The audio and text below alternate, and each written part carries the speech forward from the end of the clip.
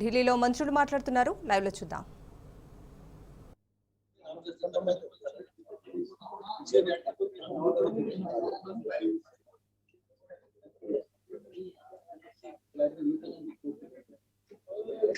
Ready भाई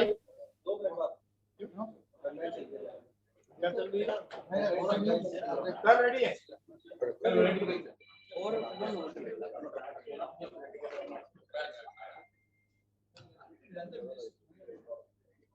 okay sir start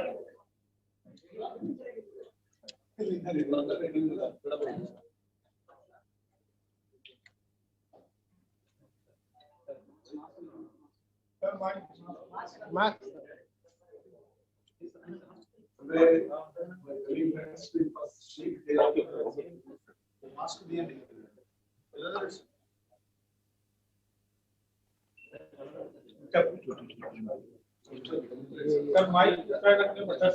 अरे बहन आ जाएगी ऑडियो आ जाएगी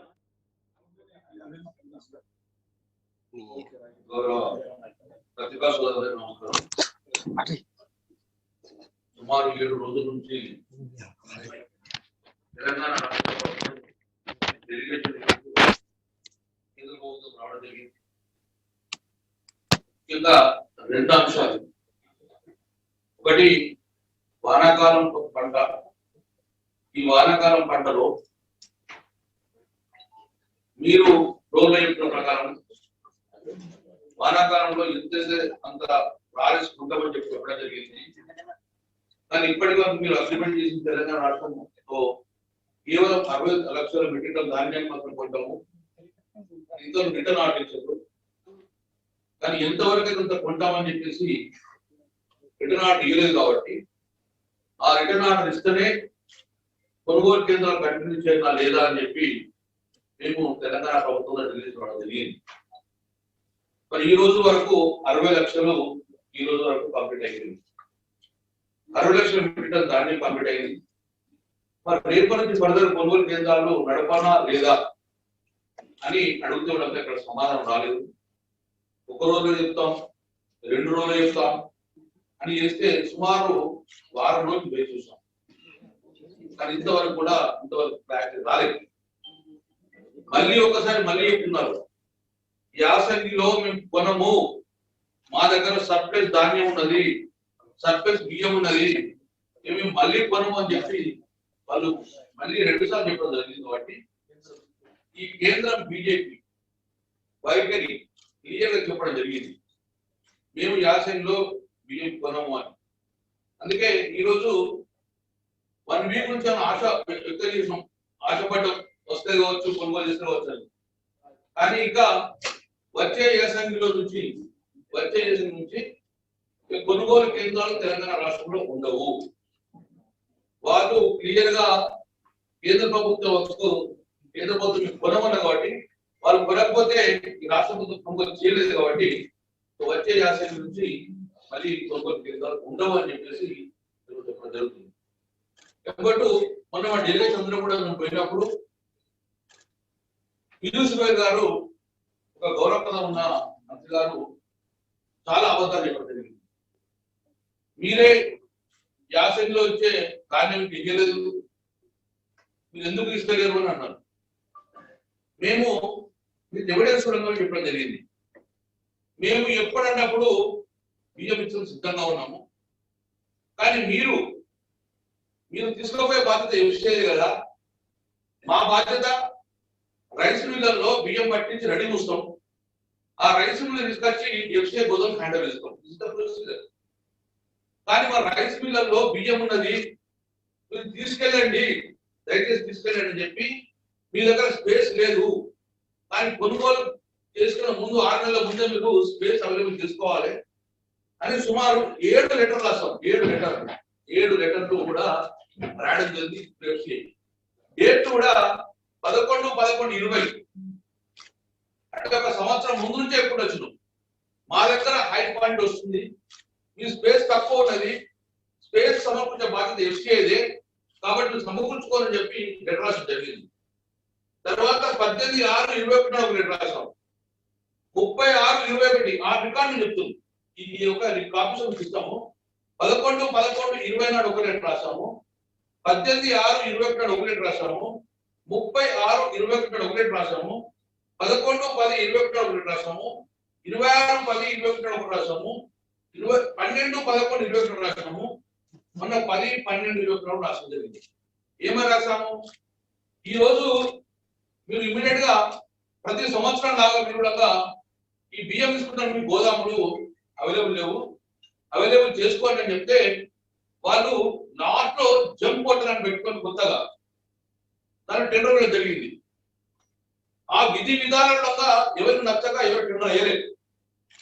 అయ్యో మన సమయం మించిపోతుందని చెప్పి మన లాస్ట్ కు ఆ జంప్ కొట్టాలని ఒక టెండర్ క్యాన్సిల్ చేసుకొని లాస్ట్ 1 వీక్ బ్యాక్ మాత్రమే కొంత నామమాత్రంగా ఇంటరాక్షన్ జరిగింది. తద్వారా ఎక్కడ బియ్యం అక్కడే మించిపోయి జరిగింది. లాస్ట్ చివరికి ఒక రిక్వెస్ట్ చేస్తాం, 11/10/20 నాడు ఒక రిట్ రాస్తాం. ఏ రాష్ట్రం అంటే తెలంగాణ రాష్ట్రంలో ఎస్సీ మొత్తం కూడా మీ గోదాం నిండిపోయి ఉండేది. పక్క రాష్ట్రంలో జగ్గయ్యపేటలో గోదాం ఖాళీ తెలంగాణ ఆంధ్ర ప్రాంతంలో ఆ గోదాం మాకు ఇవ్వండి. సూర్యాపేటలో కానివ్వండి, హుజూర్ నగర్ ఆ బియ్యం మొత్తం కూడా తీసుకెళ్తామని చెప్పి లెటర్ రాస్తాం. అది కూడా ఆ గోడౌన్ జగ్గయ్యపేట ఖాళీ ఉంచారు కానీ తెలంగాణ బియ్యానికి అనుమతి లేదు. 11/11/20 నాడు లెటర్ రాస్తాం. మా యొక్క హుజూర్ నగర్ బియ్యానికి కానీ సూర్యాపేట బియ్యానికి కానీ జగ్గయ్యపేటలో అవకాశం ఇవ్వండి చెప్తే పరిస్థితి. తర్వాత 12/11/21 నాడు సంగారెడ్డిలో చాలా బియ్యం వస్తుంది, మేము మూవ్మెంట్ చేద్దామంటే మీకు గోదాం లేదు, కానీ పక్కనే బీదర్ ఉంది, కర్ణాటకలో బీదర్ ఉన్నది. ఆ బీదర్ లో స్పేస్ ఖాళీ ఉంది, 10,000 టన్నుల స్పేస్ ఖాళీ ఉంది, మీరు అనుమతి ఇవ్వండి అని చెప్పి మేము 12/11/21 రాసాం. కానీ అది కూడా స్పందన లేదు. అంటే వాళ్ళకు గోదాములు ఖాళీ ఉన్నా కూడా తెలంగాణలో బియ్యం తీసుకునే ఉద్దేశం లేదు కాబట్టి ఇబ్బంది చేశారు. మేము ఇప్పటికి కూడా చెప్పాము, సరే ఇప్పటికి వాళ్ళు మేము ఇచ్చడం రెడీ ఉన్నా కూడా ఈ నెలలో 6 లక్షల మెట్రిక్ టన్ బియ్యం ఇచ్చాం మేము తీసుకెళ్ళండి. కానీ ఇంతవరకు వాళ్ళు తీసుకెళ్ళి కేవలం 3 లక్షలు మాత్రం తీసుకెళ్ళారు. ట్రాక్లు ఏమంటారు, ట్రైన్ మూమెంట్ జరుగుతుంది అంటారు, గోదాములు ఏమంటారు. వీళ్ళు వాళ్ళ ఫెయిల్యూర్ ఏబట్టి బియ్యం తీసుకోపోక ఇంకా మీరు మాకు ఇచ్చేది అని చెప్పి మా చెప్పి పెట్టే ప్రశ్న వచ్చింది. తెలంగాణ రాష్ట్రం మీరు ఎంత అడుగుంత బియ్యం సిద్ధంగా మీకు పెట్టేది, మేము మా దగ్గర రైస్ మిల్ బియ్యం రెడీ ఉన్నది, తీసుకుపోయే కెపాసిటీ లేదు, ముందు చూపు లేక ఈరోజు తెలంగాణ రాష్ట్రంలో బియ్యం అలాగే మిగిలిపోయింది. కాబట్టి మేము డిమాండ్ చేస్తున్నాం, వేరే ప్రాంతంలో రైళ్లన్నీ మళ్లించి తెలంగాణలో ఉన్న ఇసుక పెట్టే బియ్యం మొత్తం ఖాళీ చేస్తే, మా గోడలు ఖాళీ అయిపోతే, రైస్ మిల్ ఖాళీ అయితే ఈ వచ్చే వానాకాలం పంట మళ్ళా సినిమాలు అవకాశం ఉంటుంది. వాటి గోదాం మొత్తం ఫుల్ అయినా ఇప్పుడు 21 లక్షల మెట్రిక్ టన్ ధాన్యం గోదాం ఫుల్ అయిపోయినాయి. మాత్రమే 2 లక్షల మెట్రిక్ టన్ ధాన్యం గోదాం ఖాళీ చేశారు. ఆ గోదాములు ఖాళీ చేయమని చెప్పి మేము డిమాండ్ చేస్తుంటారు కూడా మా మీద రెప్ప పెడుతున్నారు. ఇస్తలేదు కానీ తీసుకపోయే బాధ్యత మీది కదా, మాది కాదు కదా. రైట్ ప్రొక్యూర్మెంట్ చేసే బాధ్యత మీదే, ఆ గోదాములు ఫెసిలిటీ చేసే బాధ్యత మీదే. మొత్తాన్ని కూడా వాళ్ళు వేలు రైతులు సినిమా తీసుకుంటారు మా మీద నిలబెట్టే ప్రయత్నం చేస్తున్నారు. కాబట్టి ఈ లెటర్లకు తెలంగాణలో ఉన్న కిషన్ రెడ్డి గారు, తెలంగాణ భాజపా నాయకులు ఇలా సమాధానం చెప్పాలి. ఈ లెటర్లకు సమాధానం రాలేదు, దీని చొరవించుకొని ట్రయల్ వేలు పెట్టాలని చెప్పి డిమాండ్.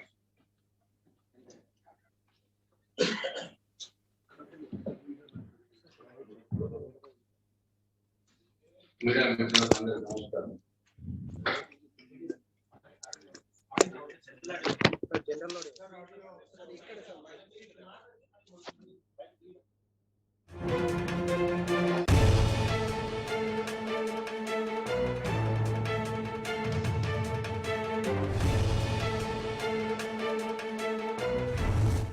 అందరికీ నమస్కారం.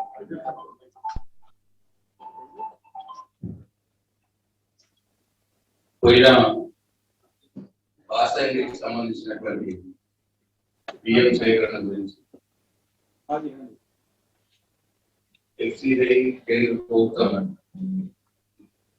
వారు గోడౌన్లు పెంచలేక, వారు బియ్యం తీసుకోలేక, వారి వైఫల్యాన్ని రాష్ట్ర ప్రభుత్వం మీద ఎట్లా పెడుతున్నారో ఇంతకుముందు 2 లక్షల మంత్రి గారు చాలా క్లియర్గా చెప్పి, అట్లనే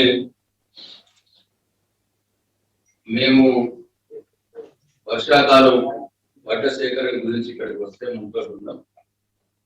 మేము కలిసినప్పుడు కేంద్ర మంత్రి పీయూష్ గోయల్ గారు కావచ్చు, అతనే కిషన్ రెడ్డి గారు మీడియాలో కావచ్చు, వారు మళ్ళీ పదే వచ్చే వాసంగిలో తెలంగాణ రాష్ట్రం పట్ల నుంచి వచ్చే ఆయిల్ రైస్ ని మీరు తీసుకోము అని చెప్పి పదే మళ్ళీ వాళ్ళు చెప్పడం గురించి మరి చాలా తీవ్రంగా ఖండిస్తా ఉన్నాం. వారు చేతులెత్తేసిన వల్ల వచ్చే వాసంగిలో తెలంగాణలో వడ్ల కొనుగోలు కేంద్రాలు ఉండవన్న విషయం కూడా గౌరవ మంత్రివారు గంగుల కమలాకర్ గారు చాలా స్పష్టంగా చెప్పారు. అయితే ఇప్పుడు crux of the issue is, మేము గత వారం రోజులుగా ఇక్కడికి వచ్చి మా రైతుల కోసం, తెలంగాణ రైతులు పండించిన ఈ వర్షాకాలం వడ్ల సేకరణ విషయం ఇక్కడికి రావడం జరిగింది. మా విన్నపం ఏముంది అంటే, మేము ఒక 3 రోజులు వెయిట్ చేసిన తర్వాత 4వ రోజు మాకు అపాయింట్మెంట్ వచ్చింది కేంద్ర మంత్రి పీయూష్ గోయల్ గారిని.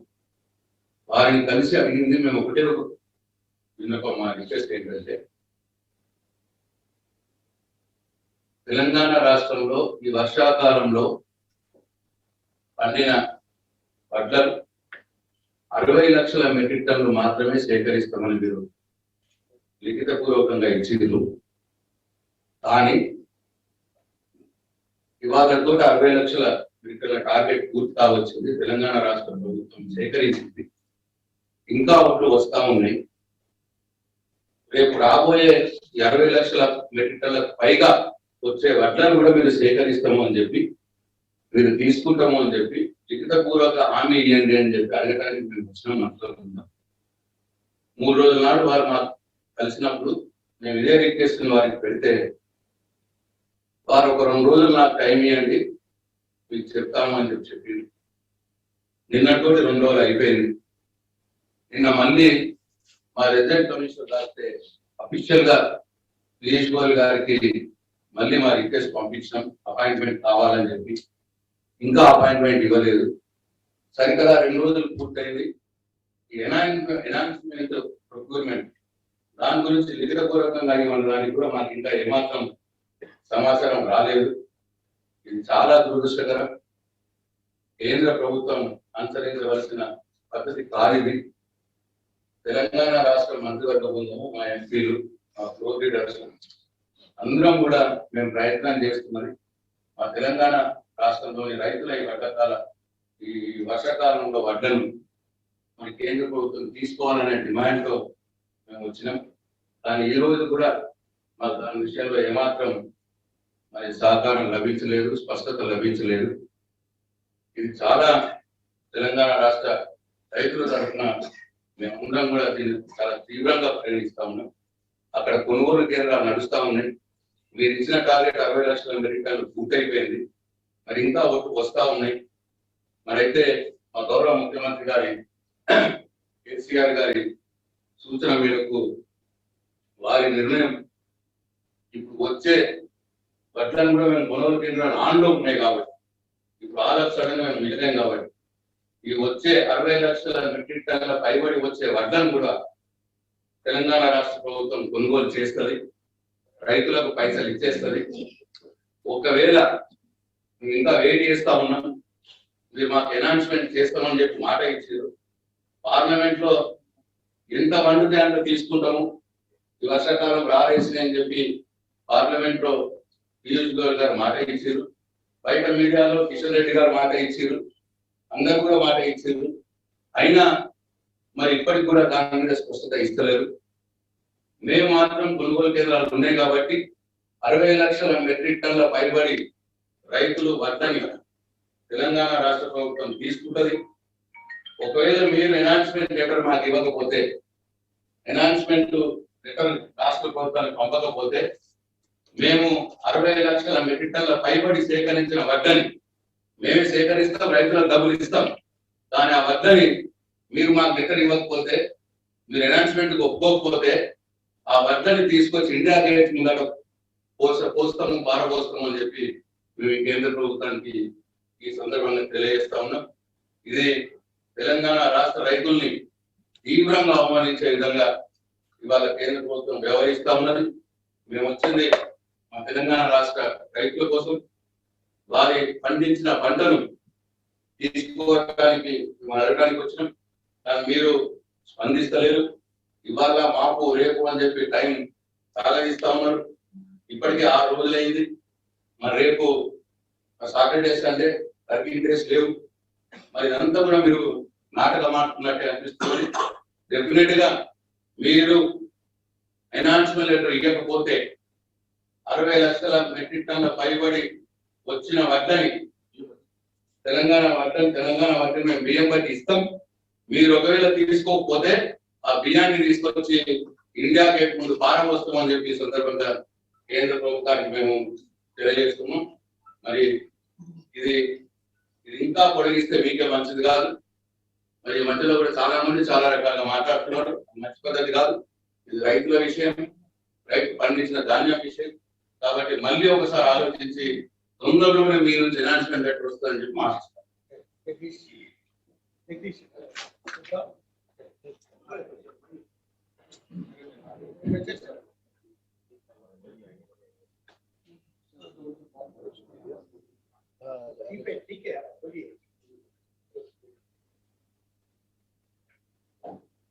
అందరికీ నమస్కారం.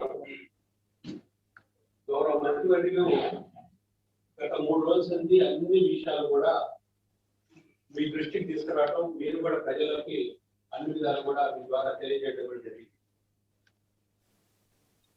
గత 3 నెలల నుంచి మొదటిసారి మా ముఖ్యమంత్రి గారు వచ్చినప్పుడు వారు చాలా క్లియర్ చెప్పారు.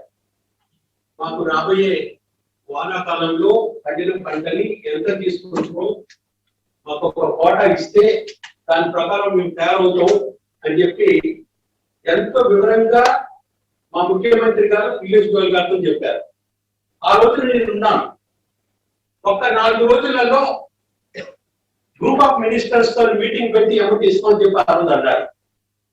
ఆ తర్వాత గత 3 నెలల నుంచి మళ్ళీ మా కేటీఆర్ గారు వచ్చారు. మంత్రుల బృందాలు వచ్చాయి, అఫీషియల్ బృందాలు వచ్చినాయి. ఆ తర్వాత పార్లమెంట్ స్టార్ట్ అయింది. పార్లమెంట్ లో ఆల్ పార్టీ లీడర్స్ మీటింగ్ లో కూడా మా రాష్ట్ర సమస్య, రైతుల సమస్య, ధాన్యం సమస్య, ఈ సమస్యకి పరిష్కారం చేయాలని మీరు తప్పకుండా కూడా పార్లమెంట్ లో అవకాశం ఇవ్వాలని చెప్పి ఆ రోజు కూడా చెప్పడం జరిగింది. పార్లమెంట్ స్టార్ట్ అయిన తర్వాత లోక్సభలో, రాజ్యసభలో మేమందరం కూడా రైతాంగం గురించి, తెలంగాణ రైతాంగం ఇబ్బంది పడకూడదని అన్ని విధాలు కూడా ప్రయత్నం చేసినాం.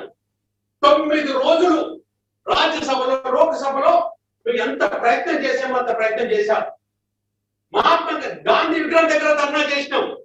సెంట్రల్ హాల్లో జనాలకు అందరికీ తెలవాలి, మిగతా దేశానికి తెలవాలని సెంట్రల్ హాల్లో కూడా ధర్నా చేసినాం. అంబేద్కర్ గారి విగ్రహం దగ్గర ధర్నా చేసినాం. ఆ తర్వాత కూడా వీళ్ళకి చలన లేకపోవడం వల్ల మళ్ళా మేము వాకౌట్ చేసేసి ఒకటే చెప్పినాం, ఇమీడియట్ ఈ సమస్యకి పరిష్కారం కావాలని. వీళ్ళు ఇవాళ మాట్లాడుతున్నారు. తెలంగాణ ప్రజలు అవమానపడుతున్నారు, తెలంగాణ రైతాంగాన్ని అవమానపడుతున్నారు.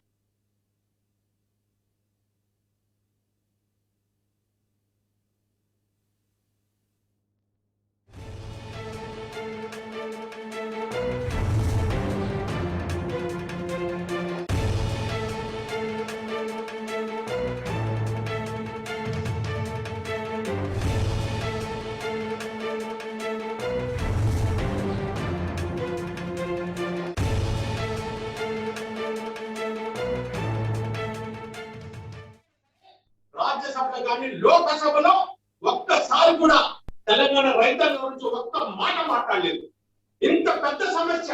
ఇప్పుడే మా మంత్రివర్యులు చెప్పారు, 1 సంవత్సరం నుంచి మేము లెటర్లు రాశాము, 1 సంవత్సరం ముందు నుంచే రైతాంగం ఇబ్బంది పడకూడదని అన్ని ప్రయత్నాలు చేశామని అంత వివరంగా చెప్తే, అంత వివరంగా చెప్పిన తర్వాత కూడా ఇవాళ కావాలని చెప్పి రైతులతో రాజకీయం చేస్తున్నారు.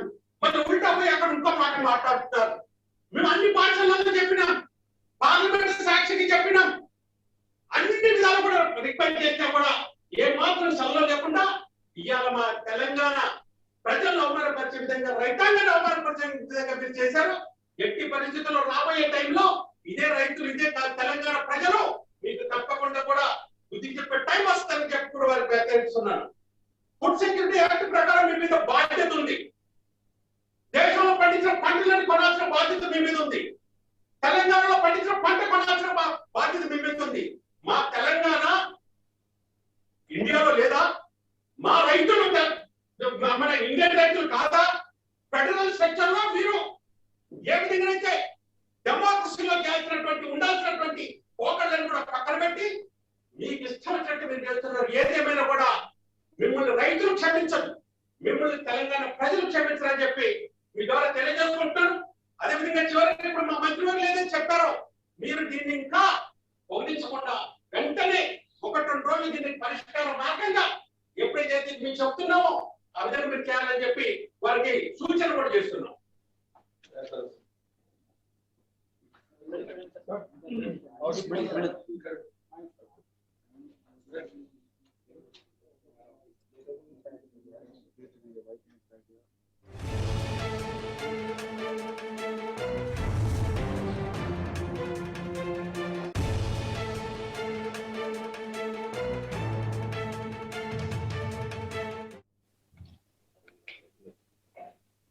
ప్రెస్ మిత్రులకు, మీడియా మిత్రులందరూ కూడా నమస్కారం.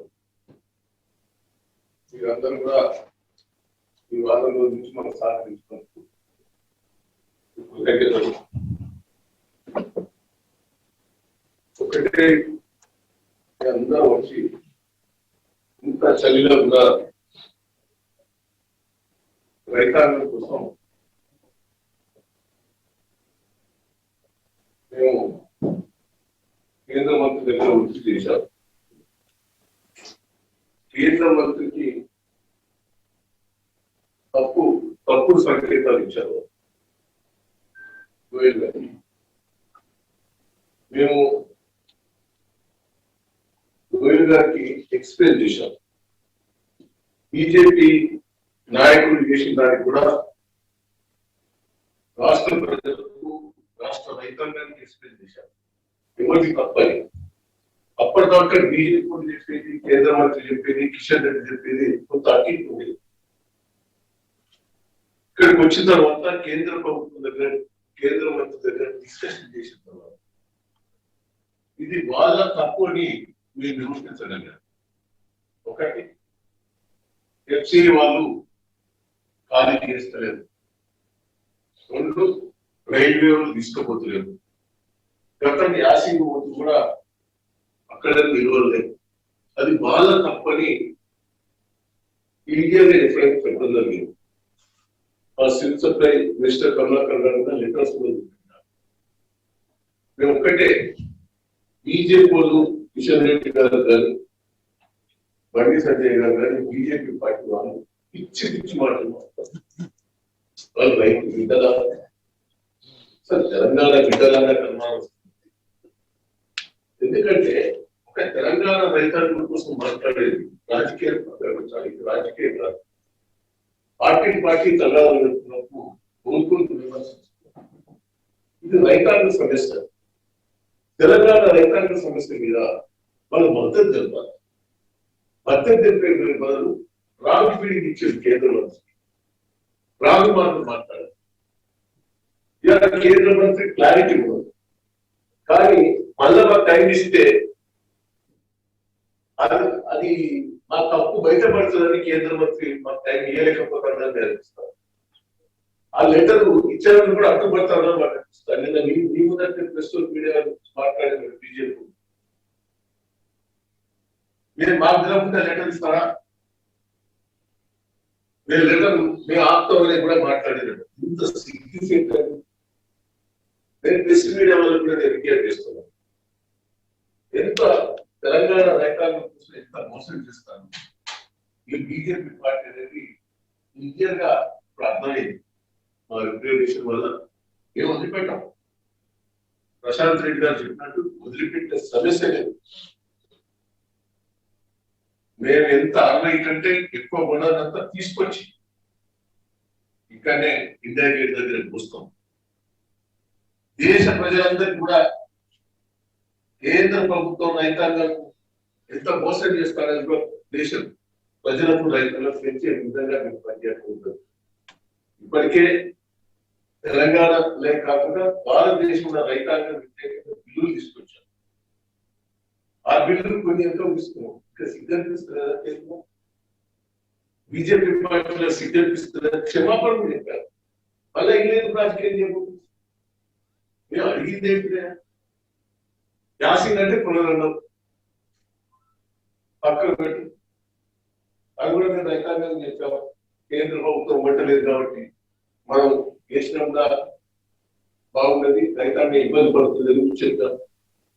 వర్షాకాలం నువ్వే కొంటారు, వర్షాకాలం ప్రతి గింజ కొంటారని కిషన్ రెడ్డి మాట్లాడాడు, గోయల్ గారు మాట్లాడారు, అందరు మాట్లాడారు. పార్లమెంట్ లో మీరు మాట్లాడిన స్పీచ్ కూడా ఉన్నది. ఎందుకు రాకపోతే ఇస్తారు? రాతపూర్ణంగా నువ్వు ఇస్తారన్నావు కదా మాతో. క్లియర్ గా చెప్పినావు 2 days ఉండండి, మీరు రాకపోతే ఇస్తా ఉన్నారు. మళ్ళీ ఏం పుట్టింది మీకు? మళ్ళీ మీద ఒత్తిడి చేసింది. మాకు ఇక నిలదీద్దామనుకుంటున్నాం. నిలదీంచాలి, నో కాంప్రమైజ్. ఇదాకంటే ఏదో ఎందుకు కేంద్ర ప్రభుత్వంతో మనకు పూర్తిగా జిద్దిగతులు పెట్టుకోవాలనుకున్నాం. రైతాంగ విషయంలో మా ముఖ్యమంత్రి గారు కానీ మేము కానీ ఆయన రైతు బిడ్డ ముఖ్యమంత్రి గారు. రైతులకు ఎక్కడ అన్యాయం చేసినా ఊపిరేస్తారు, మంచి కాదా? ఇలా భారతదేశంలో అత్యధికంగా తెలంగాణ తీసింది రైతాంగానికి కేసీఆర్ గారు. 24 గంటల కరెంటు, రైతు బంధు, ప్రతి చెరువు నింపారు, ప్రాజెక్టు పూర్తి చేశారు. రైతాంగం కోసం చేసిన మహానుభావుడు కేసీఆర్ గారు. ఆయన రైతాంగానికి ఇక్కడ అన్యాయం జరిగినా వదిలిపెట్టేది ఉండదు. మా ప్రశాంత్ రెడ్డి గారు చెప్పినట్టు ధాన్యం ఎంత 60 లక్షల కంటే ఎక్కువ వచ్చింది. మొత్తం ఇండియా గేట్ దగ్గరే కూర్చుంటాం. అందరం కూడా మంత్రులు, ఎంపీలందరం కూడా అదే కూర్చుంటాం. అని భారతదేశ రైతాంగాన్ని తెలిసి ముఖ్యంగా నిర్ణయం తీసుకోబోతున్న సందర్భంగా తెలియజేస్తుంది.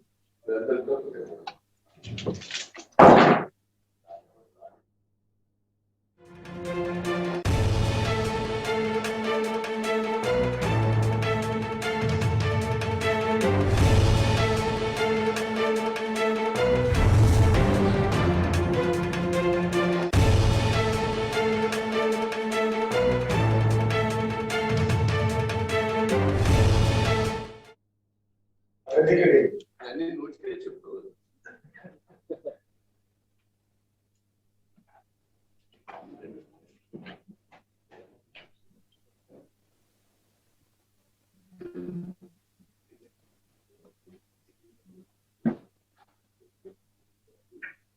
మొత్తం వ్యవహారాలన్నీ గమనిస్తే